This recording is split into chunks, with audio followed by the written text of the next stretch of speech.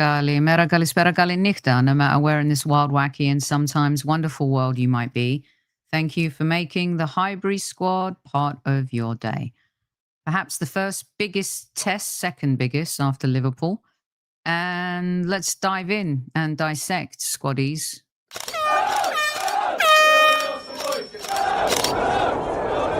Mind the gap between the train and the platform. Please stand clear of the discussion doors. The next stop is Highbury Squad.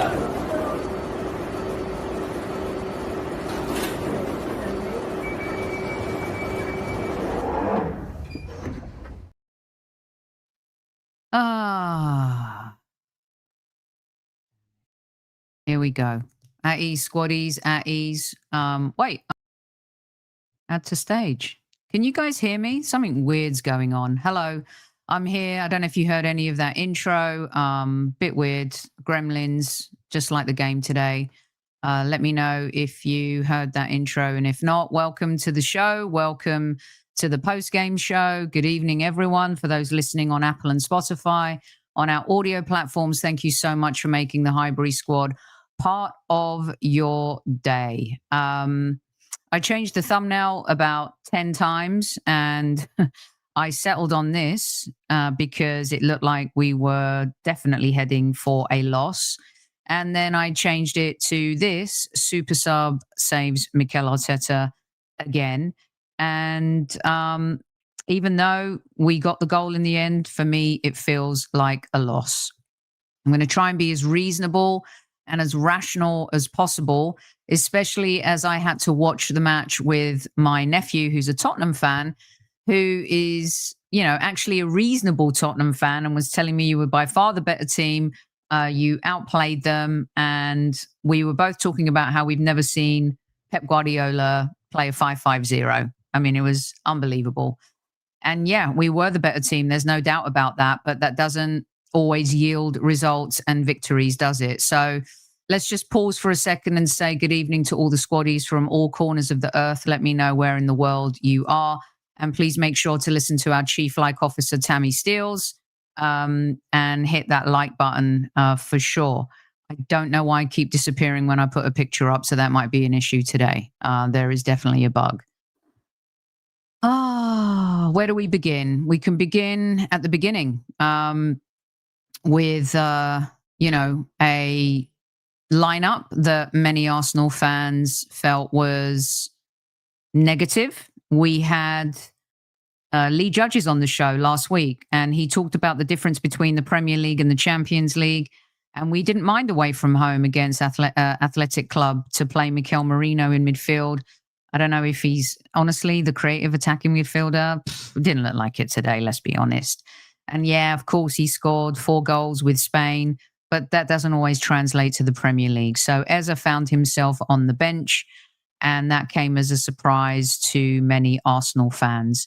I don't know what you guys thought of the lineup. It felt, one of the things Lee and I talked about was, if you set up like this at home, it shows negativity. And it really did. That first half was awful. Absolutely awful. I don't care what anyone says. At some point, you have to be brave at home. When Liverpool already 5 points clear and they're not even in 5th gear yet, you've got to show a sense of fearlessness instead of fearfulness.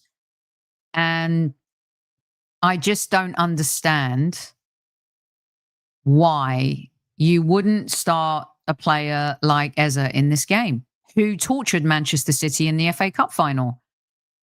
And in the absence of Odegaard, when you need creativity, why wouldn't you trust him in the 10 from the get-go? We saw the difference in the second half. And by the way, I'm not going to sit here and say he was amazing when he came on. He had 2 or 3 great moments, but the moment of the game happened because of his pass cutting through the middle, which we have been unable to do. But Martinelli through the middle again. Same thing in the Champions League.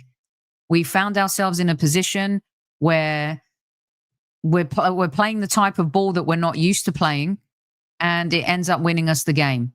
And I hope Martinelli finds a way to embrace this super sub situation, because This is what we need. And Man City today feared us, but our lineup showed that we feared them. And the roles flipped during the game. So you had this fearful setup from Mikel Arteta, and then Manchester City got their goal and went fearful against us. And then when we tried to be fearless, it felt like we were chasing shadows. And credit to them. They parked the spaceship and it was working for them until we unlocked the moment and got that goal. Over 200 of you in live chat right now. Please hit that like button. I don't know where to begin. And by the way, if you want to have your say and if you want to pop into the studio, please do so. I'm going to put the link in here. All right. If you want to come into the studio and let me know what you think about this match. I fear for Gyökeres. I really do. That dude is being set up to fail. When you set up with Mikel Merino in midfield and you're expecting Gyökeres to be fed and feast, it's just not going to happen. And unfortunately, you know, he's going to be a fall guy and there's going to be a lot of narrative about what happens to him. 100% Gyökeres is never seeing the light of day once Havertz is back. Why the bloody hell is this happening, by the way? Let's see if that happens when I do this. No, okay, fine. We'll do it full screen. Forget the background. Donald says, big up So for doing a live chat straight after the game. Sin Sanati says, Marino looked the worst player on the pitch. K. Marlon says, Gyökeres not getting service is not being talked about enough. Title number 14. If he plays the same midfield at Newcastle, Arteta can... I'm not going to read that. Max says, Gyökeres won't be getting 15 goals. Silu says, I'm downing tools. I no longer trust this manager. Can give us trophies. Simi Superstar, why, oh why was Eze on the bench? Cyberpunk Child, 100% Gyökeres is never seeing the light of day once Havertz is back. Can't argue with that. BTK, Arteta needs to trust his defenders. Sweaty Betty loves Moretti. That is quite the screen name. Congratulations to you. Looking similar to last season. Imagine Enrique off flick with this team. Say nada wants to say a lot. Berta should do the honourable thing and relieve him of his duties. It's time to go. Donna Potts, good evening. The pod mother in the house. Once he gets his best player Havertz back, we will not see Gyökeres anymore either. Max says both managers' tactics proved why you don't play defence. And you know what, Mac? Both managers' tactics proved that Arne Slot is the absolute don of the Premier League right now. I'm not shitting on Pep Guardiola. He is one of the greatest managers that this game has ever seen. What he has done at Manchester City is incredible. He's had a lot to spend, but you still have to masterfully manage those players, manage who's in front of you to win trophies. It is not easy to win trophies. And he has proven that once at Bayern Munich, one season not winning anything, and at Manchester City last season, not winning anything. Football is not graceful, right? And Arne Slot has come in and replaced Jurgen Klopp and has found a formula and has found a way, okay, to enhance Liverpool, made a couple of tweaks, made them defensively more responsible, taken heavy metal to soft rock. And right now, he is navigating these games in an amazing way. And yeah, you can say Liverpool were lucky, but I'm sorry, I don't buy into that. Liverpool are not just lucky. They're a really good team. They're a very well-managed team. And what did Slot do this weekend? He had, as my nephew Alex said, 200 million plus on the bench, right? He's figuring out a way to win. And he benched Wirtz because he's been rubbish since he joined the club. And Isak is not where he needs to be. Imagine when that dude starts coming in and firing on all cylinders. And what do we do? What do we do? We're at home. And you take a player who tortured Manchester City in the FA Cup final, who has shown creatively he's one of the best in the Premier League, and you do not start him. I do not blame Mikel Arteta for not starting Saka. Don't want to see that, okay? Do not want to see that at all. Saka was sensational when he came on, created danger. Eze was effective. And the other thing too, if you're Noni Madueke tonight, you must be pissed off. Noni Madueke was the only player, maybe other than Timber, in that first half that could look in the mirror and say, you know what, I gave it my whole effort.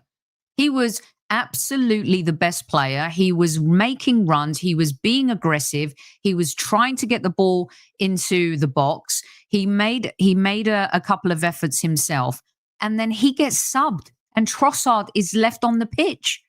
Now, don't get me wrong, Trossard was great in the Champions League midweek.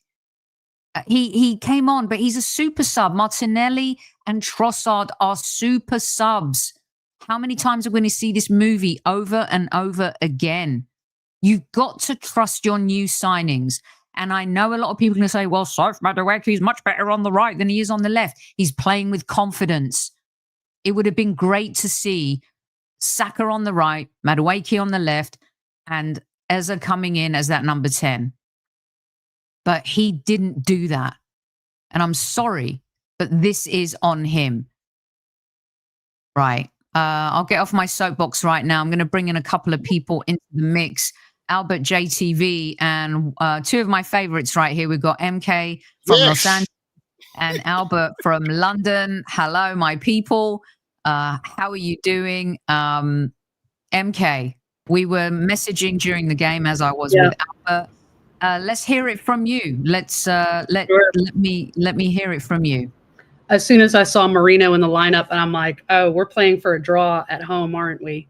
It's just such a defensive starting 11. I noticed, I think it was Tom Canton who actually posted this stat that really stunned me, that we didn't have a center through pass or low pass to Gyökeres until the 70th minute.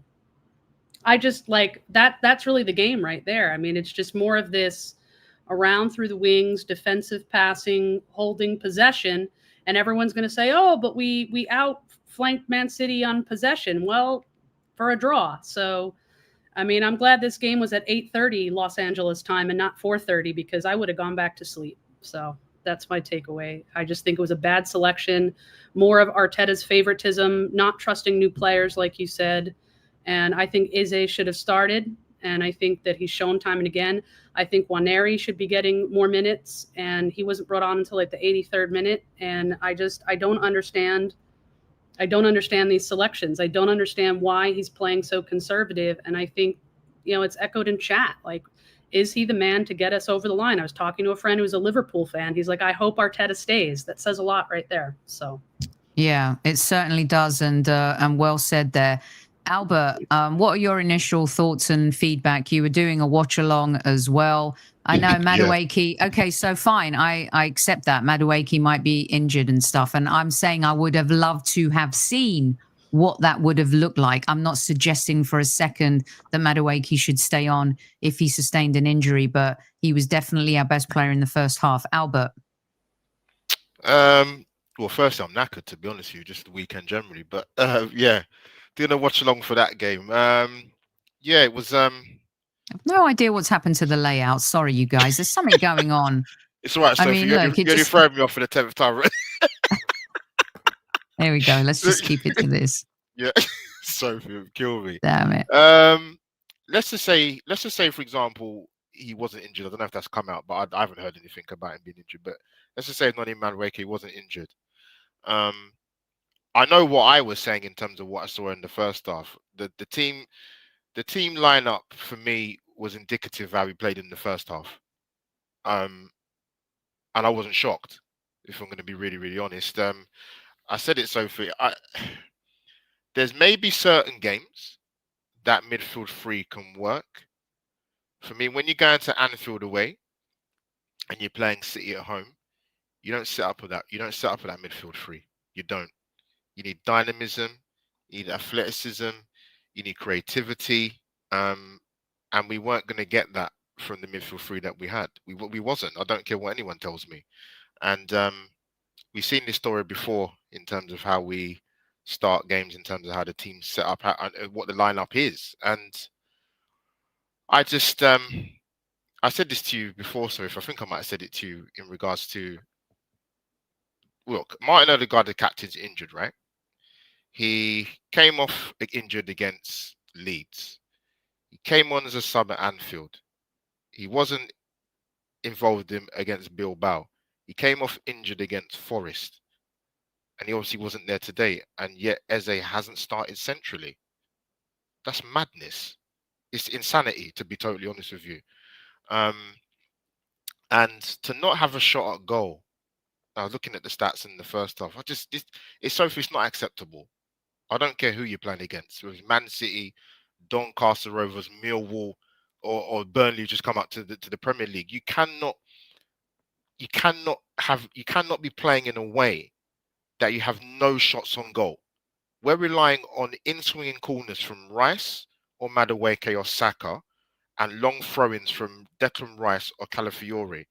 So if you're relying on that to break teams down, particularly the quality of Manchester City, of course you're not going to score. I was saying during the watch-along, I think I could do a watch-along for 2 weeks straight.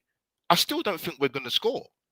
And funny enough, Sophie, with the goal, you brought it up on, is that the goal or no, the City goal? Sorry, This is when Haaland receives the ball before he makes that incredible run. It's crazy. Literally, we're in their half, 2 passes, boom, boom, goal. And we're sitting there scratching our heads thinking, how's that even happened? But it did. That's a counter-attack goal that we don't particularly really score unless somebody wants to remind me of loads of goals we scored from counter-attack positions. But Sophie, it's ironic that the goal we did get.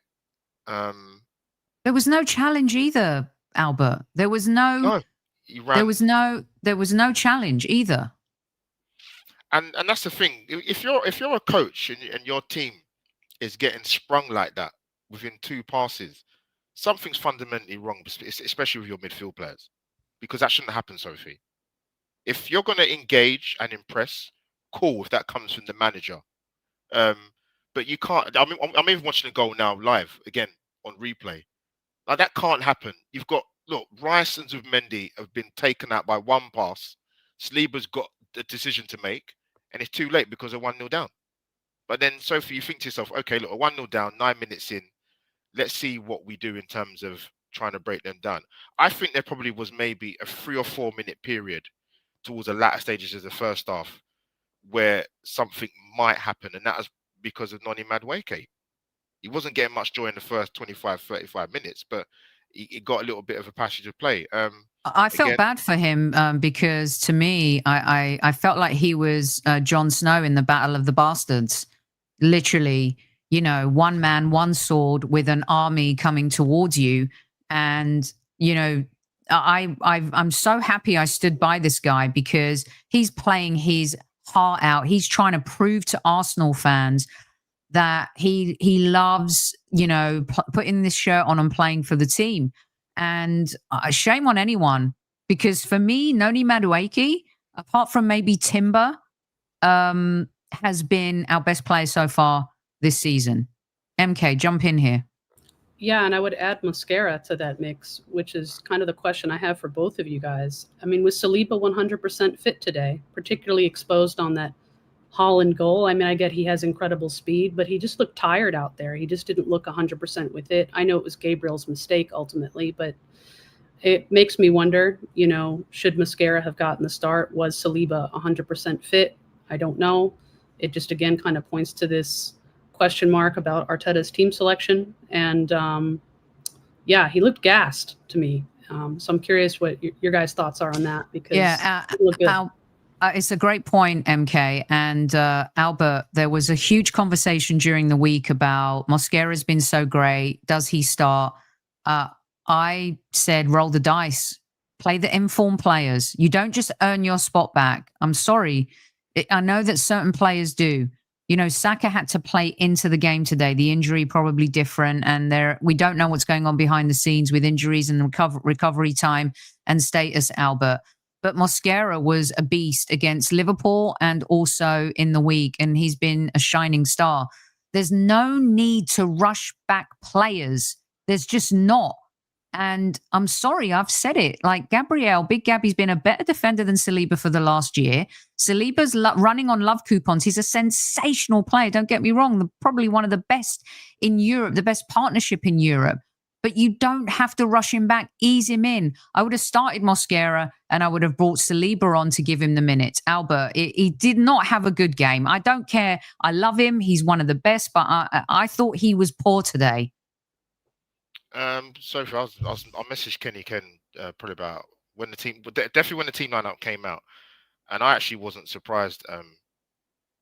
He started Saliba, and I think part of the reason why I wasn't surprised is because they have a beast up front called Erling Haaland, and I think potentially, I'm not saying I'm right to say this, I think the manager thought, you know what, I'll just for not that Mosquera's been brilliant, by the way, but I think the manager probably looked at it and thought who we're coming up against and brought Saliba back in.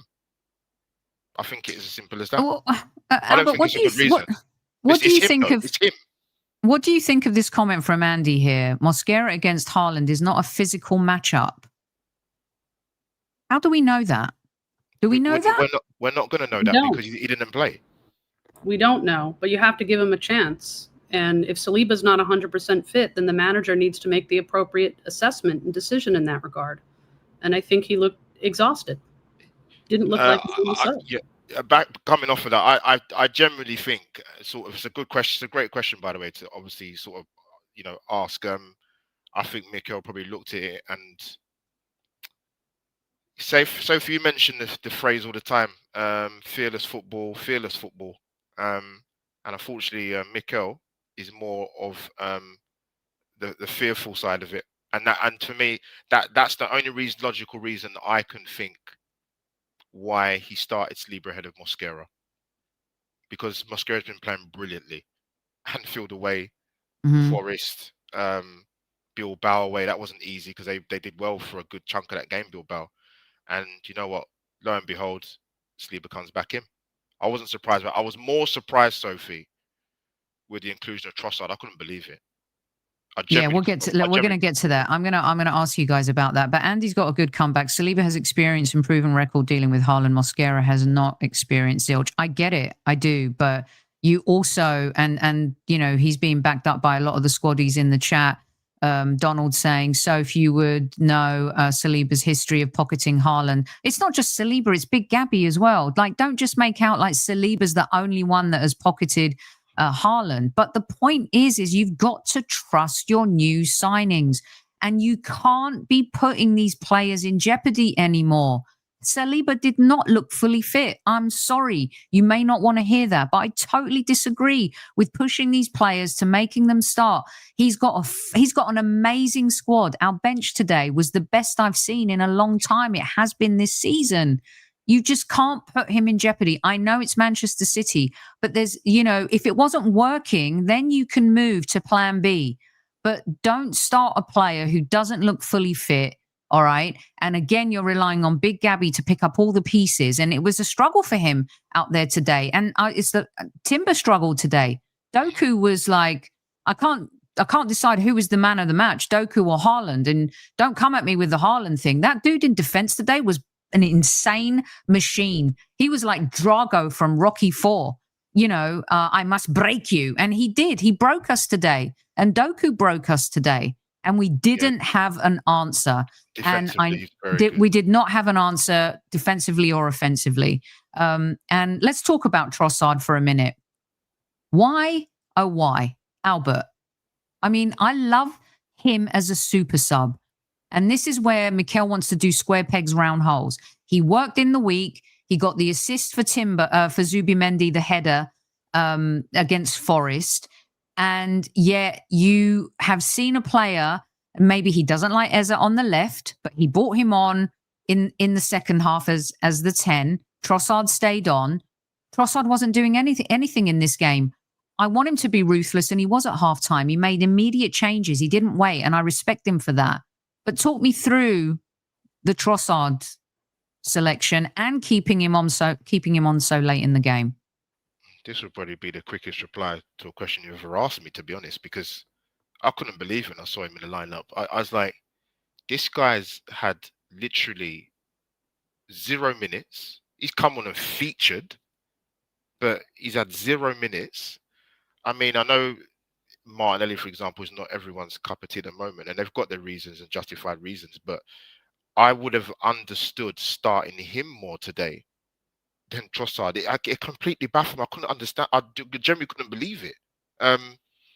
Because you know how obsessed Mikel is with the possession obsession and being brilliant out of possession and defensively setting up. So you would have thought, well, if you're going to start Martinelli away at Old Trafford, you know, then I would have thought it would have made more sense for him to start at home when we should be the team on the initiative, and he's got pace, and you've got Madueke on the other side.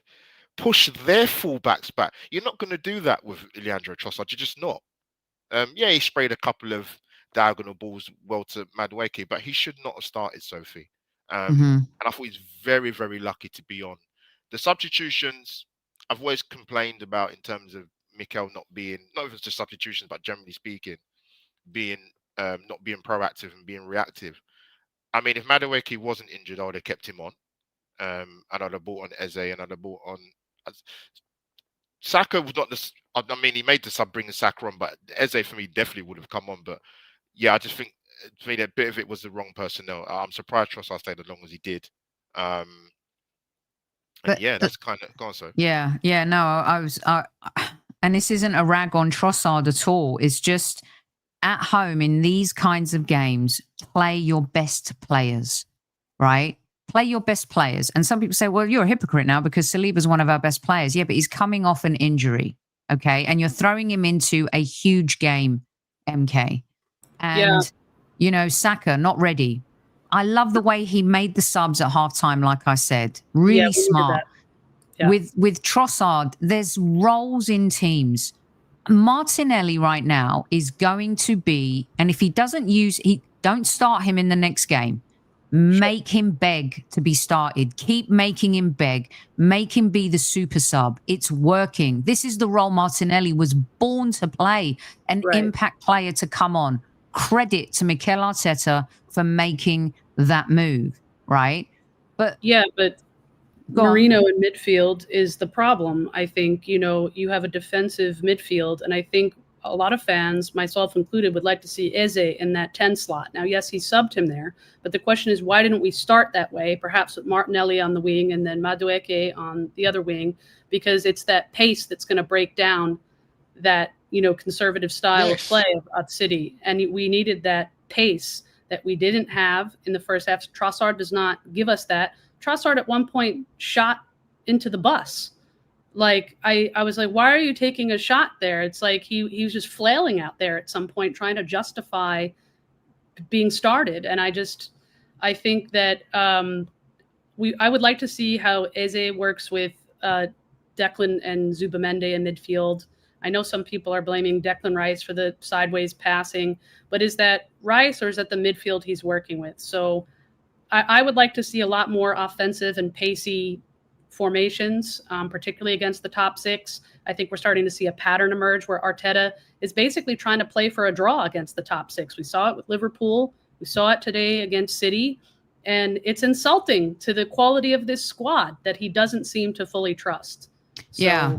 And I just want to, Andy, again, yes, he did. But as a sub, the impact they both had was as substitutes, and it was beautiful. And that's the beauty of having a squad like ours, right? You pick your best players to start the game, and then you have your impact substitutes, or as Mikel likes to call them, and all the kids today, the finishers. And they were the best of the best midweek in the Champions League, and they won us the game.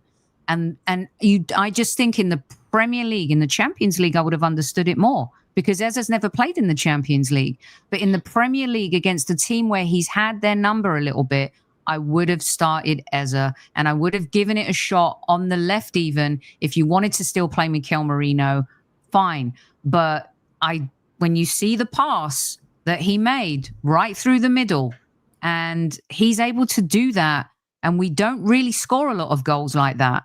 It's amazing that we've done it 2 in 2 games through the middle when we're obsessed with playing through the flanks and stuff. So Sophie, you're right, because that goal, someone put in a chat earlier, so I'm not going to take credit for it, but that goal doesn't happen if Eze is not on the pitch.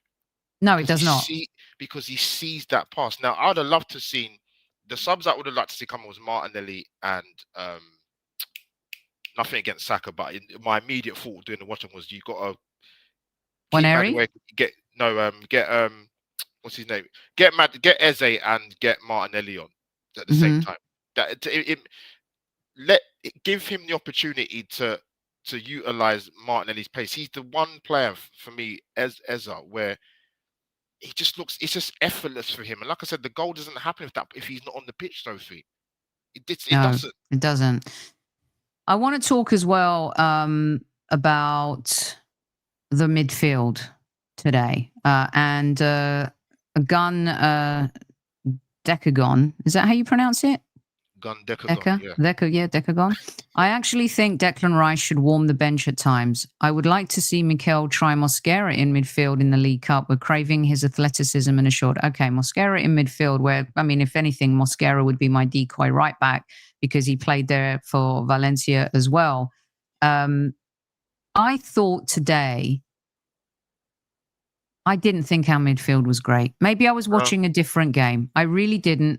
I felt that they were a little overwhelmed, and I don't know if it's because of Mikel Merino, and I'll start with you, MK, and then go to Albert on this because I want both your takes on this. I don't know if it's, and by the way, be careful what you wish for, everyone, with the Odegaard thing, I get it, but an Eze, Zubi, Declan Rice midfield, I think allows Declan to be the player that Mikel wants him to be, allows Zubi to be more the player.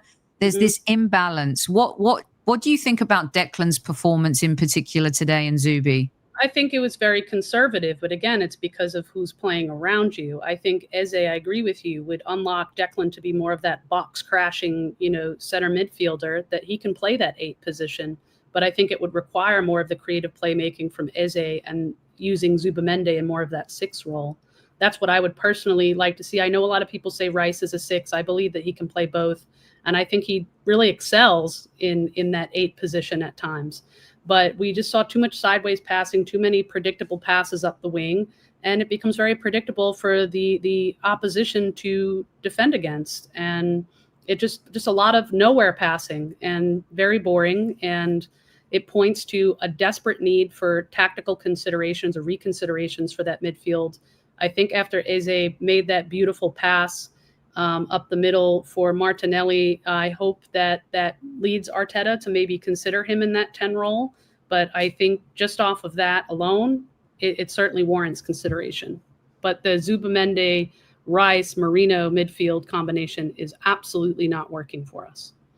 Albert, there seems to be an imbalance, like a lot of the squaddies are saying in live chat right now. And I don't know if we'll find out, but if our audio listeners want to chime in as well to make comments about the midfield and the imbalance. But I think there's something he likes about the Zubi Merino combo. Maybe it's a Spanish thing, maybe it's a Real Sociedad thing. I don't know, Albert. What do you think?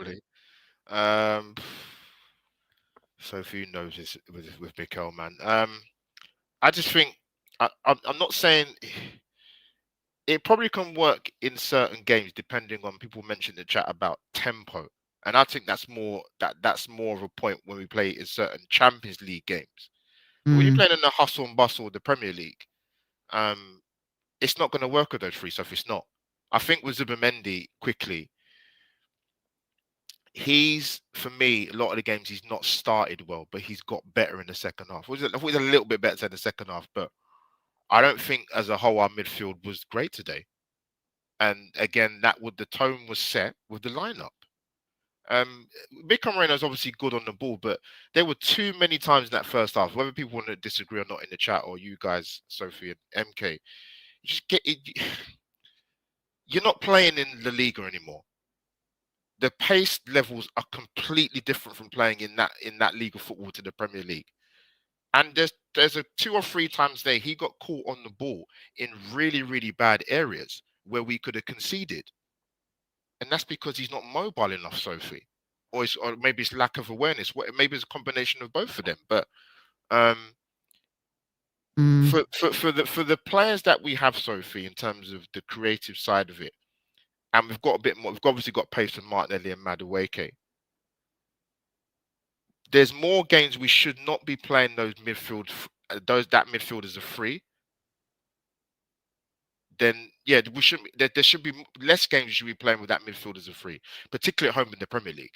That shouldn't even be happening. Albert, can I ask you then, because apparently in his post-match presser, Mikel's defending his midfield choice and saying how we cut through Athletic Club. Can you help? Okay, so sometimes players are culpable, right? How do you play so well against Athletic Club, but you don't against Manchester City? And the bottom line is, hello, do they have Rodri in midfield? Do they have the talent that Manchester City do? Do you have to think a little bit outside the box that maybe, as I said at the top of the show, what works in the Champions League doesn't always work in the Premier League? Is he justifiable in saying, well, it worked and this is what worries me? Squeezing the same goddamn sponge of players over and over again when something works versus having a big squad and being brave to just change it and trust them. Albert? I mean, firstly, if you did say that, I need to listen to the rest of it. I said to you before, and it goes back to last season, and I'm speaking purely for myself. He's beginning to really irritate me with his post matches. And I'm trying to keep it PC when I'm talking to you guys now in the chat and the Sophie and MK, because I get it. You want to come out and defend your players after certain games. I mean, look at the Liverpool game, Sophie. He told everyone we played well. I mean, as far as he's concerned, we played well. There's nothing he saw in that performance that he thought, you know what, we could have done a little bit better. But then, as you mentioned, he wanted to dig out a particular player when we had a particular chance at Anfield. Like, don't be selective in what you're saying about what you see. So what do you think of the counter of the squaddies that Atletico didn't play a low block? And here I will counter that. What has Arteta done to address it? To crack the low block code? He hasn't. It's just more of these lofted through balls, coming from the wing, kicked out for corners. It's not creatively inspiring at all. And for him, I mean, it's just so predictable for him to come out and say, well, it worked against Atletico, a totally different opponent, a totally different pace in the Champions League. For him to come out and say that is just more of what a lot of fans have been describing over the years, of him really failing to be accountable for when he gets it wrong. And how is he supposed to learn if he's still making excuses? He's not going to, because there's no accountability. Yeah, and Newcastle's next, Albert. Newcastle's next, and they've been our bogey team. But yeah, you wanted to add to what MK was saying. Yeah, he's on the screen, Mikel. I'll just let me look directly at you two, because I don't know what he's saying, but he's saying Arteta just said Madueke had issues early in the game, and yeah, we said if he was, fair enough, absolutely, 100%, absolutely, yeah. Because our track record of playing injured players, isn't it? So let's get that one out straight away. But Sophie, the thing is, and this started actually last season, and people go, oh, but Albert, it's the injuries, last season. I'm sorry, we're in the second leg of a semi-final of the Champions League, and we are resorting to long throw-ins. We got towels now. We got towels now on the sidelines at the Emirates. Sidelines. Yeah. Calafiore starting to do long throws into the penalty area. Declan Rice was taking long throws now. It's a trend now. Mikel started it. Tuchel said it and was ridiculed, Albert, and now everyone's doing it. But you shouldn't. But the thing, this it comes back to, like I said, it comes back to. Someone mentioned about the low blocks. We've been talking about this since last season, and now he's got a better use of squad. I mean, the lineup today, Sophie. Even when I went live, even the few people that are in the chat box were universal. Said team lineup again, team lineup, team lineup. The manager sets the tone. Team lineup. Eze on the bench, and Waneri on the bench. I mean, I'm not a tactical expert, but if we're playing Man City at home, what are we, 5 points, including today, and 5 points behind Liverpool now already, and we've already played them, by the way. So if I'm not running out of things to say. It's just it's okay to. We're second. Tottenham and Arsenal are on 10 points. Goal difference is 1 between the North London rivals, and Liverpool and Crystal Palace, I think, are the only teams to have not lost a game so far this season. And we have Newcastle. And we have Newcastle next, which is going to be tough. We know it's going to be tough. I wanted to ask you guys this as well, and have your say. Thanks to everyone who's joined in live chat. There's 400 of you just here on YouTube right now, and many across other of our social platforms at ease. And I'm trying to get as many of your comments up. There's very differing opinions, but mostly everyone I feel like we lost today. That's how I feel. I feel like this was a loss because I think Manchester City are finding form. I felt like we were in good form, and we just needed to be braver in our team selection. I want to talk about something that is going to come up again, and people are going to come at him. He's going to get pummeled, and he's going to be blamed for being too slow, looking like he's a brick, wearing jeans, and that's Gyökeres. And we've seen that if you feed Gyökeres and you pass to Gyökeres, and, maybe this one isn't on Mikel Arteta. Maybe our players need to be better at finding him. But there was no cutting ball through the middle. There was no whipped in crosses. There was nothing he could feed off MK. And when he's playing like that, he was running good channels, I thought, today. But yeah, he was asking for service and he wasn't getting it. So, your job as, creative midfielders need to be servicing your striker. It's not happening. Like I said at the outset of joining, the fact that we didn't put a through ball through the middle to him until the 70th minute says everything. How is he supposed to score, with that kind of service? It's just, I understand they played a low block against us, but we didn't play like we wanted to break it down, did we? So I don't think you can blame him. Yes, I will admit that sometimes he looks clunky on the first touch, particularly early on in his adjustment to the Premier League. But, he's getting into good positions and we need to be servicing him. Albert, you are a huge Gyökeres fan. You have been for a number of years. A lot of the listeners are saying, why can't he hold the ball up like Haaland? We haven't figured out how to play with him yet. He's scored, 3 or 4 goals already? And of course, the goal against Forest shows what we're talking about. Play fearless, play with speed. You get Gyökeres on the end of balls like that, it goes in the back of the net. But the approach today didn't set it up so Gyökeres could benefit from that. Is that fair or foul?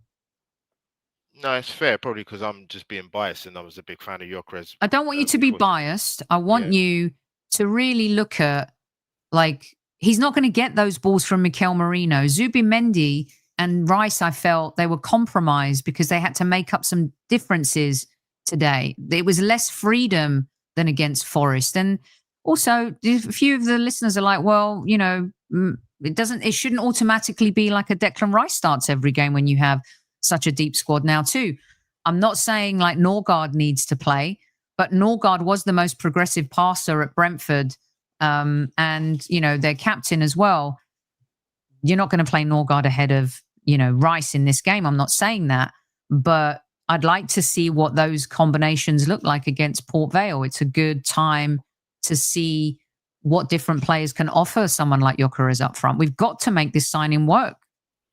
Yeah, the first thing I was hoping, obviously, when we played in the last sort of friendly games in the Emirates Cup, and you saw that header from Gyökeres and the crossings of Mendy, you're like, okay, if that kind of combination play can, be a common thing or a common pattern of play for Arsenal, that's going to obviously be beneficial for us as Arsenal fans watching, and more importantly for somebody like Victor Gyökeres.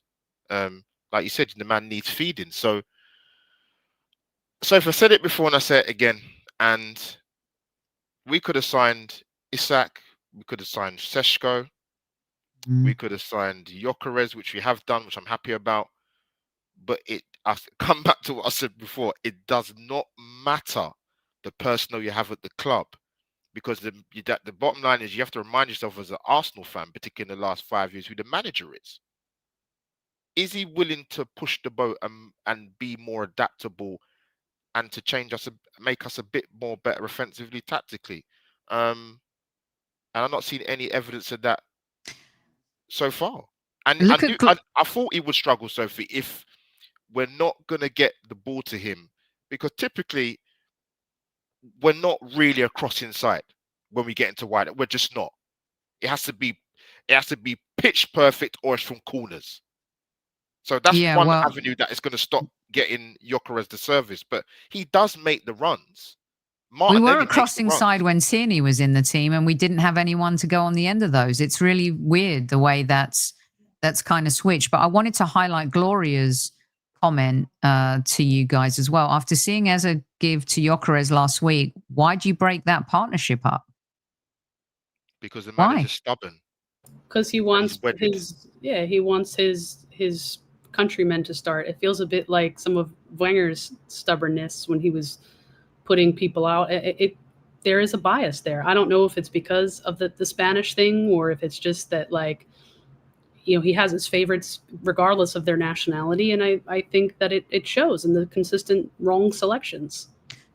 Let me ask you guys this as well, because when you look at last season, and this was much friendlier, by the way, than the spite and the bitterness. And I loved all of whether it was Haaland stay humble, or Miles Lewis-Skelly's celebration.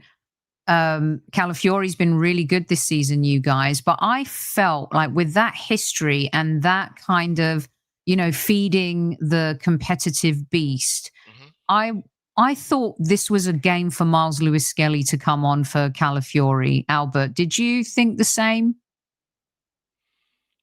Yeah, it's a plausible question. It's a plausible argument. I mean, so if we just to dissect a little bit, we have a similar situation with a certain player in the Arsenal ladies squad who has made a few of the matchday squads, but that's another conversation, man. Yeah, we're going to do a little roundup of Arsenal women. Jesus. Yeah.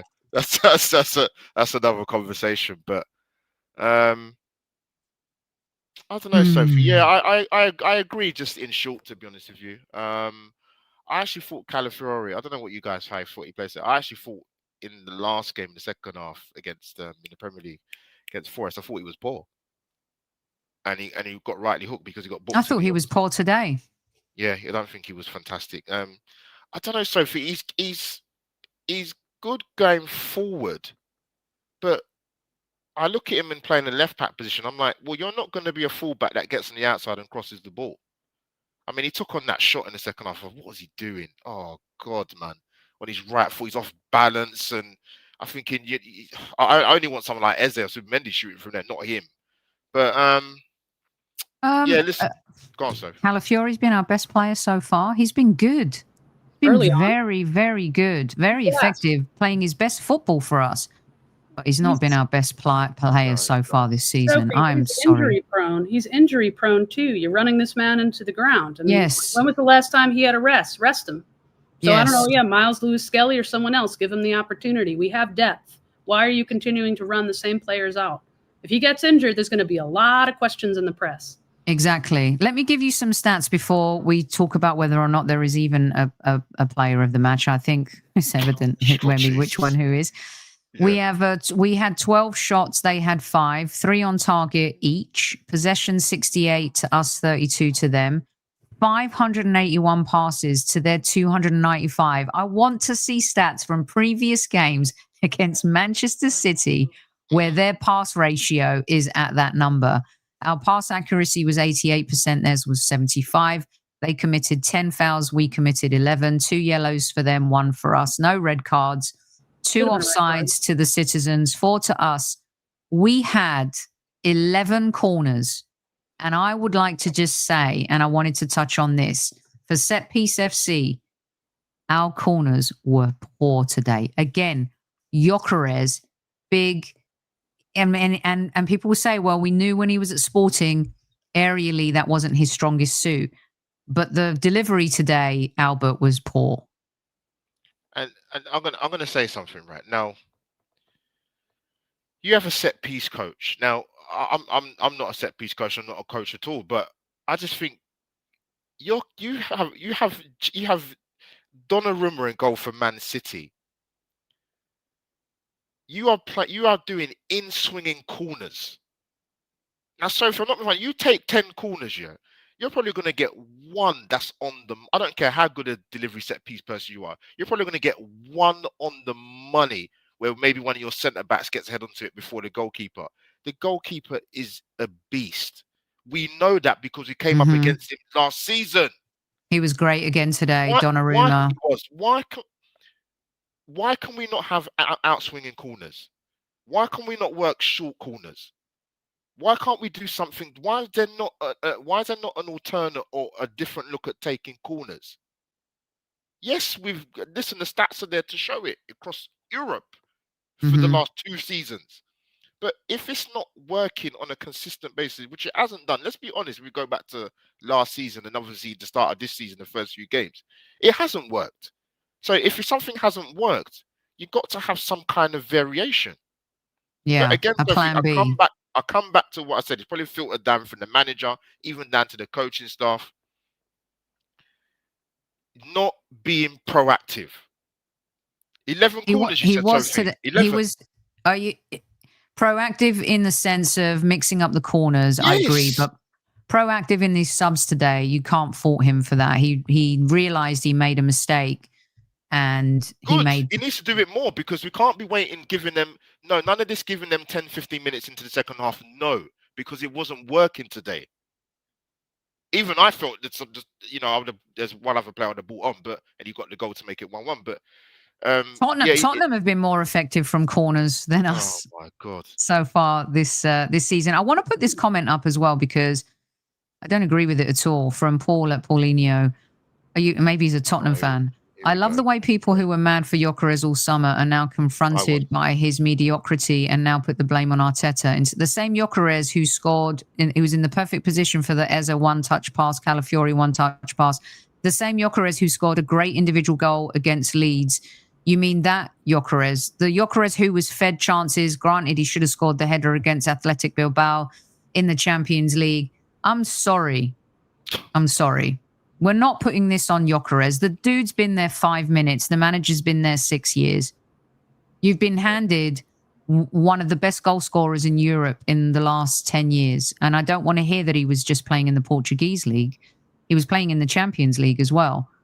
And I just think it's unfair. Mike Hertzy, who always gives us a good Arteta quote, Arteta on Gyökeres, he's trying his best and we have to provide more for him. Then set him up. Good. So you can provide Stop starting more Marino from him. Yeah. So Top 4 Trophy says, I'm sorry, but in a league of fine margins, we've taken 1 point against teams where we took 4 last season. This will come to haunt us in the Premier League. It is absolutely going to haunt us. I think we should have won this game today. I'm tired of saying... Perfect.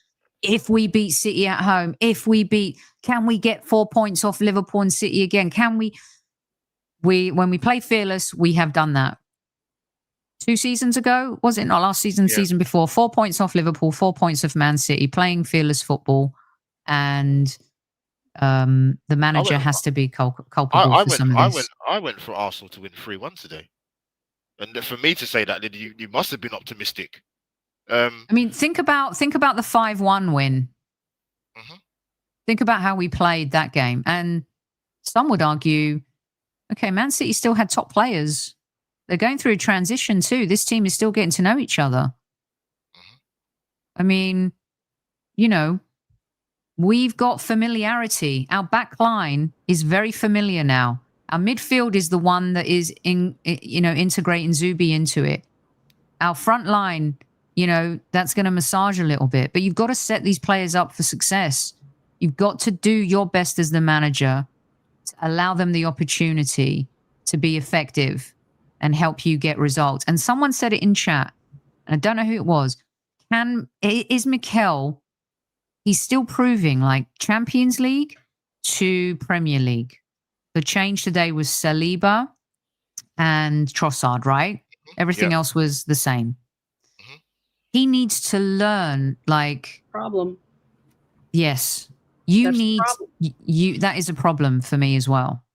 And that is the issue, is has he embraced the idea of having a bigger squad, a more talented squad, and having the bravery to change it a little bit more than he's doing? That's a problem for me. If he doesn't, I think questions are going to start to seriously be asked. And I know there's still a very significant percentage of our fan base that is loyal to Arteta to the point where just criticizing him is considered, poisonous. Look, we all want him to succeed, but we're also going to be fair and point out when he doesn't get it right. I was very complimentary of him for both the substitutions in the Champions League as well as last weekend. He gets kudos where it's due, but he also needs to be criticized where it's due. And this is just more of the same, lack of rotation, the same tactics. Thought Albert had a great point about the lack of variation in our set pieces. And I think, you're already seeing that drop off because people know exactly how we're going to play. You're not going to get those balls against Donnarumma. And MK, you're right. This is not an overreaction. This is the reality of the Premier League. Liverpool lost one game last season. Yeah. One game. Too many draws from us. That's what keeps killing us. That's what makes us second place FC, is we just play for the draw too much. We need to be playing for the win. You have to be close to perfect to come away with this Premier League title. I don't know. 14 draws last season. Yeah. Inexcusable. And 21 points lost from winning positions. That's right. Now, look, guys, this isn't an overreaction. We're talking about winning the Premier League. And I was having a conversation with my nephew Alex, and we were talking about, you know what, and when fans say this and some people ridicule them, I do think we've got a better chance of winning the Champions League. We're proving that over 38 games that we have faux pas. This was a faux pas today. This was a fumble. And at the end of the day, I thought the players did as best they could. They challenged Donnarumma. We had some good chances, but we just weren't clicking. There was a missing piece to the puzzle today. And that is a lot to do with, our backline is brilliant, yes, but I felt not our best backline performance so far this season, probably our poorest. The midfield was disconnected, not, shortening those gaps between the backline and them, and not doing enough to control the tempo of the game and move forward. So if obviously someone put a comment, I think Tom might have asked Mikel a question. I think, let me go back. Keep talking so I'll find it. Here we go. From Tom Campton. Yes. Can you explain why you picked the midfield three? We don't have time. No one asked me why we played them in Bilbao. Excuses FC. No. Can I just tell you something? People want to call Tom Mikel's, Esquire, lawyer or whatever. Tom, in the last press conference, challenged Mikel with the question. I don't remember the question exactly, Albert, do you? But he challenged Mikel with the question about the selection again. I think it was the front three. Okay. And no one... Too conservative. That was the question. Do you think your team selection was too conservative? And here he is again asking a tougher question. And stop it in the chat. Like, please do not be disparaging towards Tom. Number one, he's a friend of mine. Number two, he works really hard. And number three, he's now getting his byline in the Mirror as well, and he's worked his arse off. And he's not backtracking. You guys want him to ask a tough question, and he's finally asking a tough question. Exactly. And he asked a tough question, and now you say he's backtracking. It's just such a bullshit. So if you're lucky, I'm not modding, because it's only because I'm in the stream. Otherwise, I'll be looking to time some people out for like 48 hours. Yep. If you can disagree with him, don't come here and rip Tom or be disparaging towards him. He's the one in the room asking the question. And it's the right question to ask. And it's a good question. Exactly. And it's a good, and you know what it is? It's a good question because Mikel's answer is very uncomfortable. It's total deflection. This is what critics of Arteta have been pointing to for, like, myself included. Pretty much everyone on this panel has talked about for seasons now. Yeah, you make him feel uncomfortable. Yeah, that's the perfect question to ask him. Absolutely. I know what I would have bloody asked him. Absolutely. And you take risk, by the way, in doing that, because when you ask those uncomfortable questions, you might not get called again. That's the reality. I'm sure Sophie, you can certainly speak to that, having been in the press corps. So it's a risky take. Yes. Absolutely. Okay. We've been going for an hour. Good stuff. I've actually now got to go host an event for LA Galaxy, so I do have to bounce for LA Galaxy season ticket holders, who, by the way, were not treated to any good football this season.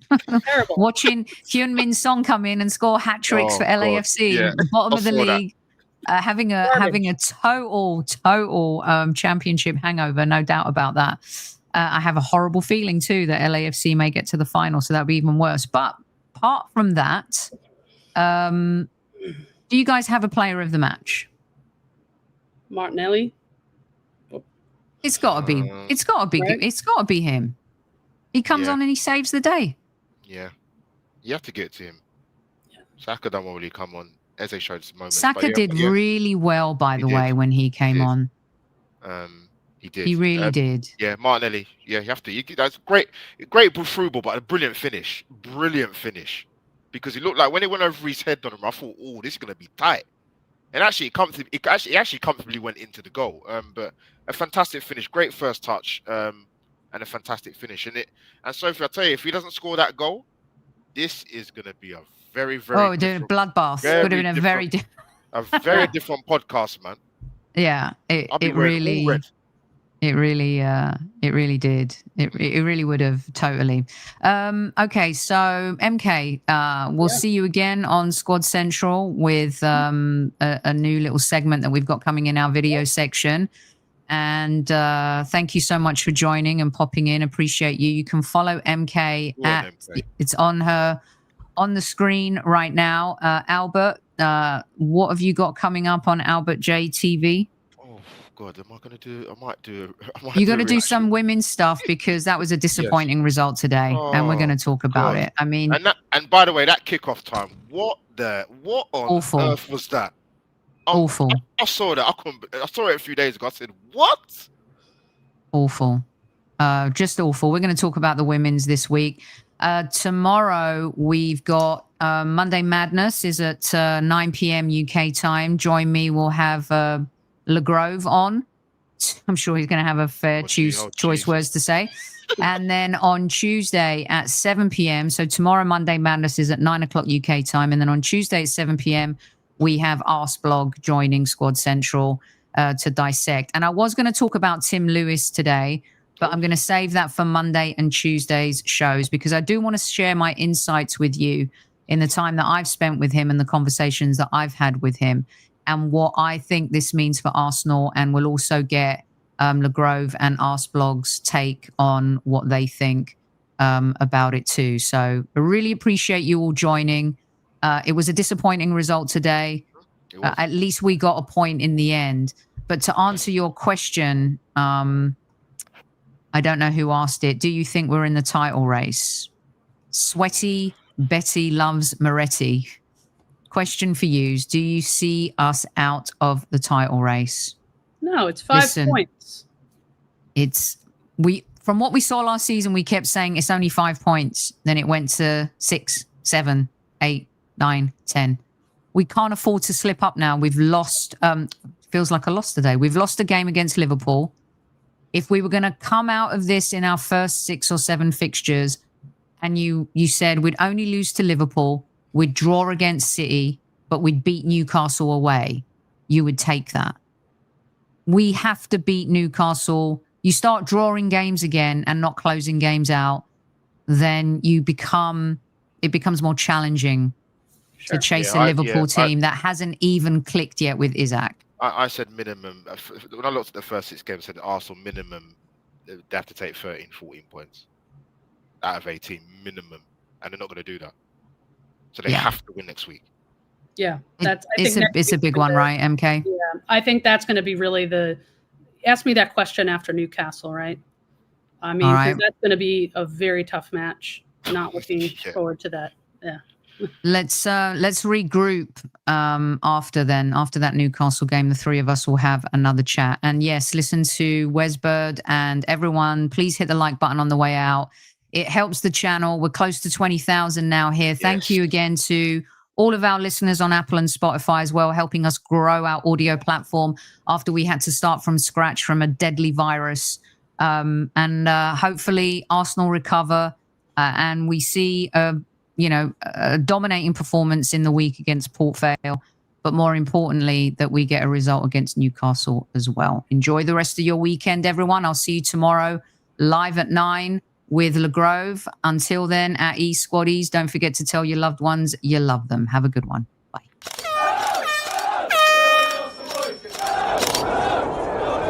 Mind the gap between the train and the platform. Please stand clear of the discussion doors. The next stop is Highbury Squad.